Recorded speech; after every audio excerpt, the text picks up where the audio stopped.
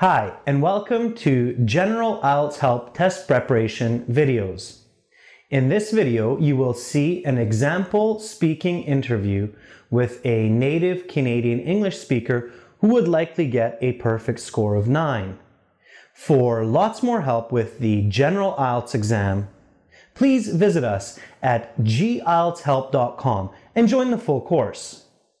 Okay, so just before we watch the speaking interview, let's have a quick review of how your speaking score will be achieved. So again, your IELTS speaking score comes from 3 different factors. First of all, they will assess how natural your speaking is. This means your intonation and your enunciation. So does your voice go up and down correctly, similar to that of a native English speaker's? Also, do you use natural fillers like do you self-correct? So when you make a mistake, do you say something like, oh, excuse me, what I meant to say was, and then correct yourself? This is natural speaking.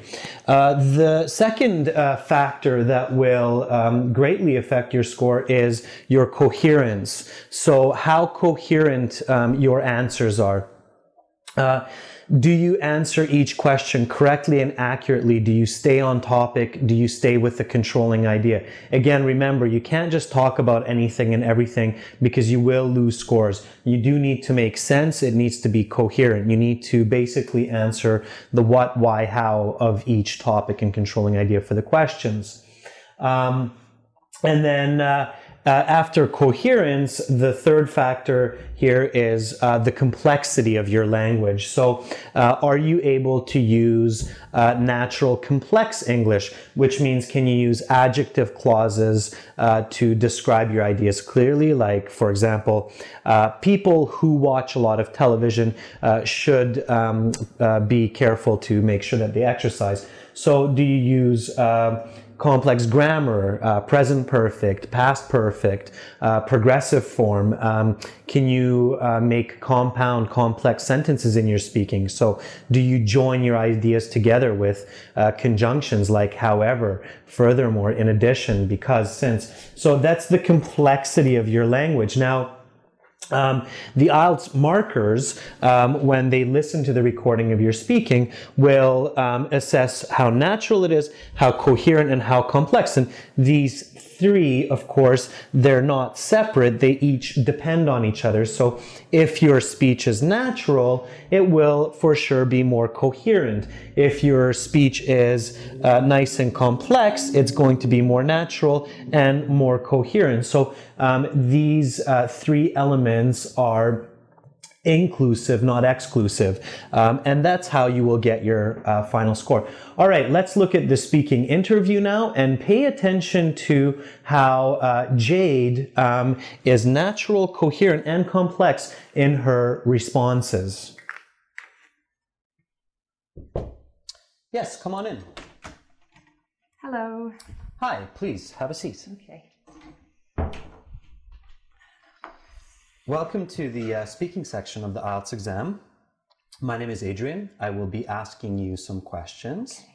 Okay. For marking purposes, I'm going to record the interview. Is that okay? Yes, no problem. All right. So, can we start with your full name, please? Yes, my name is Jade Lake. Nice to meet you, Jade. You too. May I see your passport, please? Here you are.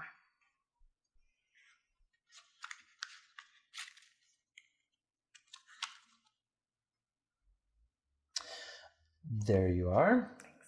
Where are you from, Jade? I'm from Victoria, which is the capital city of British Columbia, the westernmost province of Canada. Okay. I will ask you some questions. This will take about 12 to 15 minutes, and I'll give you instructions along the way. Are you ready to begin? Yes, I am. All right, let's talk about traveling. Okay. When is the last time you went on a trip? In July, I traveled to Greece with my girlfriend Alice on a 2-week vacation. It was great. Excellent. Do you like to travel? Yes, I love to travel. I really enjoy seeing different and unique parts of the world, like the Acropolis in Athens. And I like to meet people from different cultures too. Okay. What do you need to do when preparing for travel? Well, I think the most important point to remember is to have a valid passport, because without one, you can't get on the plane and it's impossible to get it last minute. It's also important to pack the right clothes and gear for your trip. That way you're ready for any weather or challenges along the way. Okay. Is it a good idea to plan the details of your trip before departure? Well, yes and no. I think it's important to plan the main details like your hotel bookings and your transportation, but it's also important to leave some time open for spontaneous activities. For example, when I was in Greece, my girlfriend and I, we took this last-minute sunset cruise, and it was tons of fun. Sometimes the spontaneous activities are the most fun parts of your trip. Okay. How popular is international travel in your country? Well, in Canada, traveling abroad is quite trendy. Canadians are generally pretty well off and they like to explore the world.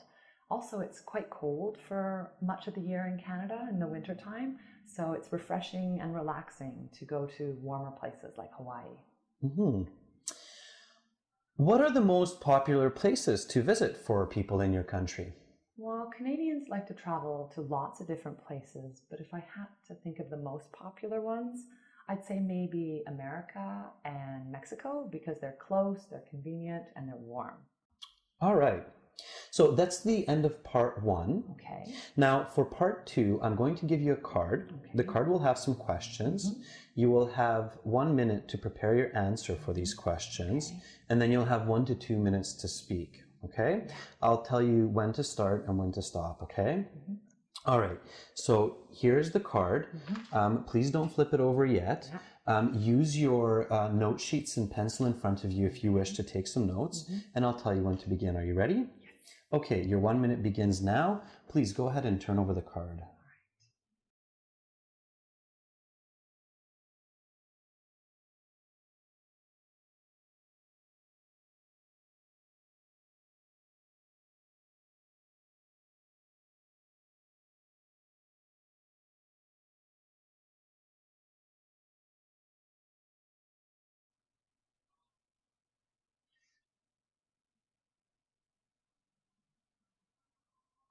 Okay, Jade, so your 1 minute is up. Please begin. Okay. Well, an important person in the community where I live in Victoria is Ralph Schneider. Ralph is the current leader of the Liberal Party. They were elected about 2 years ago, and ever since then, he's been managing the affairs of the Saanich municipality for the past 2 years. So Ralph campaigned his way into victory with his encouraging words and his positive actions. He's a tall and charismatic man. He's in his mid-50s. Even before Ralph became the leader of the community, he was really involved in the community. He would help troubled youth. He tried to create jobs for the unemployed, and he always created these really unique programs. He cares a lot about the safety of the community, and actually just last month, he and his party started this new, unique Neighborhood Watch program where volunteers would monitor a 4-block radius in pairs every evening, walking around. And this has been so great for the security in our neighborhood and the safety. And also, it's been really good for the night commerce in the area. In my family, my folks actually own a coffee shop. So it's been really good for their business. Their business has been soaring. And I think that Ralph is just a special guy. He's really made our community come together. And even though he's busy and he has 2 teenage kids, he always makes the extra effort to make a difference in our community. Okay, so that is the end of part 2. May I have the card back, please? Thank you. Now we will begin part 3. Okay. I'm going to ask you some questions on a similar topic. Are you ready to begin? Yes. All right. So let's talk about community leadership. Okay. How important are leaders to a community of people? Oh, I think that good leadership is absolutely vital for the progress and stability of a community. Humans are social by nature, and having strong individuals guide them is essential for their development. Okay. What characteristics are advantages and which are disadvantages for social leaders? Oh, it's a hard question. Can I just think for a moment? Sure, take your time. Okay.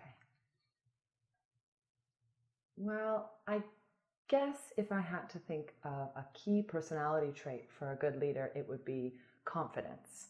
If a person is confident, they can really gain the respect and trust of their audience. On the other hand, a disadvantage of a good leader would be someone who displays socially irresponsible behavior like drinking or gambling.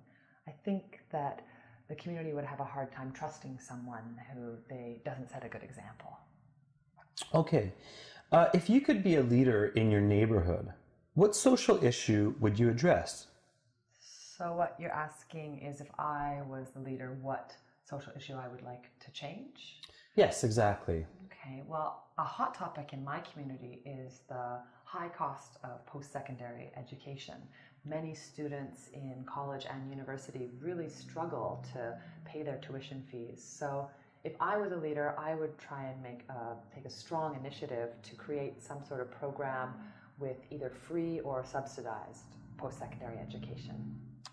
Okay. I'm going to ask you some more questions about community programs. What are some important programs for communities to provide their residents? Well, I think that a very important program is athletics, because many people say a healthy population is a happy population.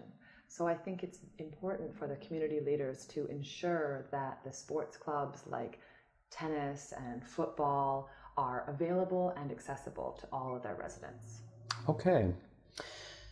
To what extent should governments be responsible for financial support of recreation centers? Well, like I said before, I do think that athletics and recreation centers are very important for a strong community. So I think it's vital that the government makes sure that recreation centers are well funded, well advertised, and attended by the public. Have the programs in your community changed much since you were a child? Oh, I've never really thought of that before. I guess when I was a child, most of the programs at the community center would be either age restricted or separated by gender. So maybe nowadays I've seen a lot of programs are co-ed and they're also open to all ages. And I think this is great because it allows the community to come together no matter what age or gender. Okay. All right. That is the end of part 3, and that's the end of the speaking part of the IELTS exam. Thank you very much. Good luck with the rest of your exam, and your grades will be posted in about 10 business days online, okay? All right. Thank you very much. Nice to meet you, Jade. Thanks. Have a great day. Bye-bye. Thanks. Bye.